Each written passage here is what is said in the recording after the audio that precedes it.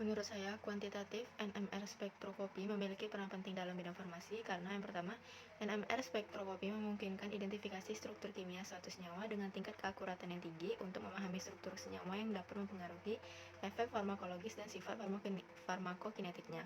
Kemudian yang kedua yaitu metode kuantitatif NMR memungkinkan pengukuran keakuratan konstan dan konsentrasi senyawa dalam sampel. Kemudian yang ketiga yaitu dalam pengembangan obat, NMR spektroskopi digunakan untuk memahami struktur senyawa yang dapat membantu dalam merancang senyawa baru dengan sifat farmakologis yang diinginkan.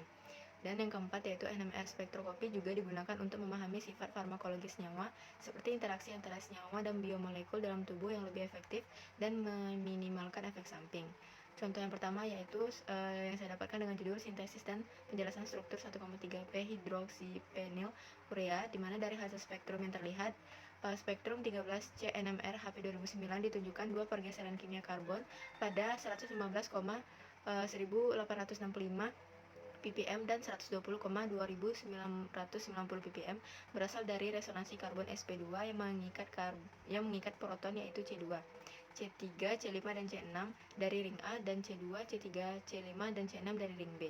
Resonansi C5, C6, C5 dan C6 muncul pada 115,1865 ppm sedangkan C2, C3, C2 dan C3 muncul pada lebih downfield dibandingkan gugus karbon sebelumnya yaitu 120,2990 ppm karena efek anisotropik dari kelompok amida.